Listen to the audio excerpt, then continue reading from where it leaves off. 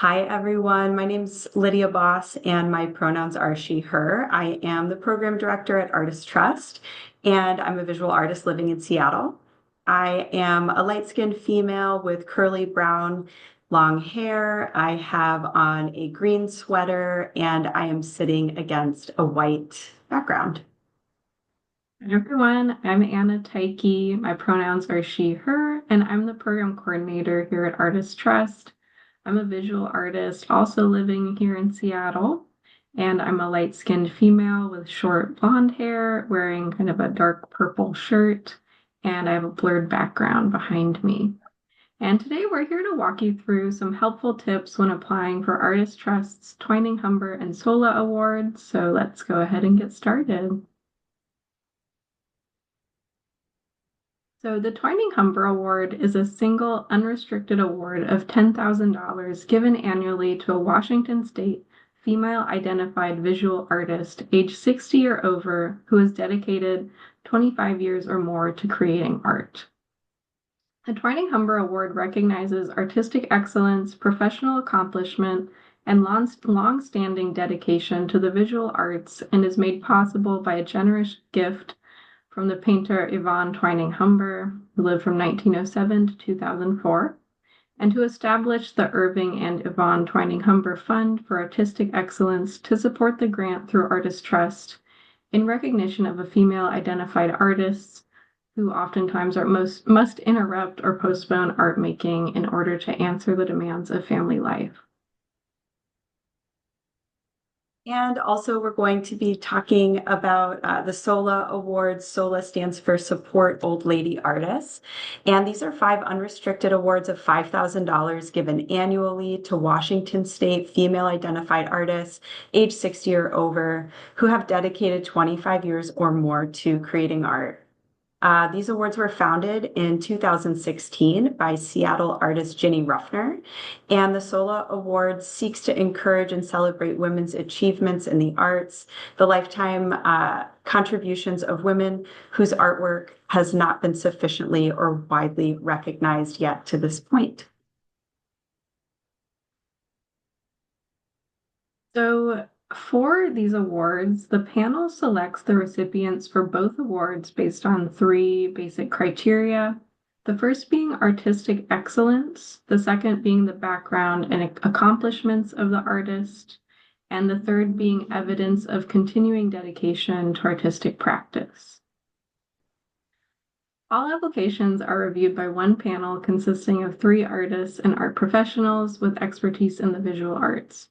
Panelists review all eligible applications online through Submittable and meet online via Zoom to discuss applications and recommend recipients. Panelists are asked to review all applications through a lens of racial equity and consider geographic diversity. Panelists will also remain confidential until the award announcement is made in June. So there are several different application components that make up a complete application for the Twining Humber and SOLA Awards, and we're going to provide you with some helpful tips for each. And I know that this might look like a lot, but if you approach them one by one, it should be very manageable.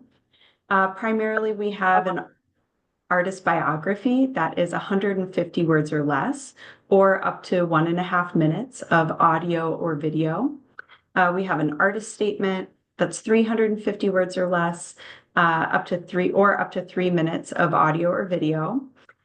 We have work samples. The total number of work samples is 20, and that might not necessarily be the number of files that you upload, and we'll address that on a future slide. And then we also have the artist resume, and the limit for the artist resume is 8 pages. Applications are only accepted through Submittable. The artist biography at 150 words or less, or up to a minute and a half of video or audio recording, it really tells your story as an artist. It provides details about you, your work, such as things like where you were born, where you grew up, your training, your career development, accomplishments, and other information that may not be found elsewhere in your application.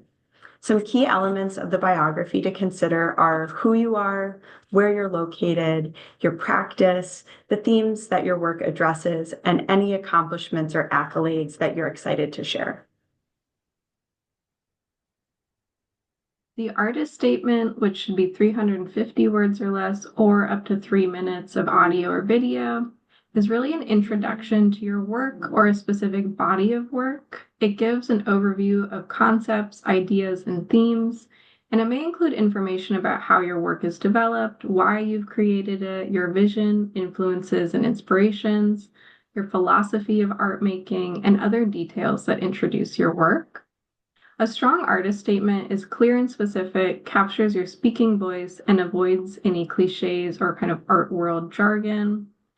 And this is really the place for you to share the depth of yourself and practice with the panel in your own words. Some key elements in the artist statement to consider are your background, your influences, your practice and process, and how your work is developed, as well as your vision. So, like we've mentioned, you do have the option to upload your biography and or your artist statement as a video or an audio file instead of submitting a written format if you choose. And we have pretty explicit details about this in our guidelines, which are linked below. But generally speaking, for audio files, we would like for them to be clear and easy to hear without any background noise, music, or other voices. They really shouldn't be edited with auto tune, speed, or manipulation, and should not include more samples of your work. And for video, similarly, we would advise that this is sort of a low-tech video without filters, edits, scene changes, reels, or clips. It should just be a clear shot of you with no one else in view. And again, it should not include any additional work samples. So for your work samples, they really are the most important part of your application, and we really recommend you include your strongest work and make sure that your work samples are well documented, cohesive, and follow the guidelines, which you can find listed on our website. We ask that you upload your work samples in the order you'd like the panel to review them, and because these awards are framed as lifetime achievement, we encourage you to show the breadth and the depth of your career over time, as well as newer work. And as we said before, as far as the guidelines for images and for work samples, one image is equal to 1 minute of video. So for example, you could submit 5 minutes of video and 15 images, and this would equal 20 work samples. And again, both of these awards are truly lifetime achievement, so we really encourage that you show the range, breadth, and depth of your career. Work samples can span the full length of your career if you would like, but be sure that you're including current work as well. We recommend talking to a friend, partner, or colleague to get input about what work samples best represent you. And remember, you may include up to 20 work samples. Your artist resume, which should be 8 pages or less, is an overview of your arts and professional experience, accomplishments, education, or training, and any other information about your artistic career. It's very similar to a job resume, except its focus is on your art and art career.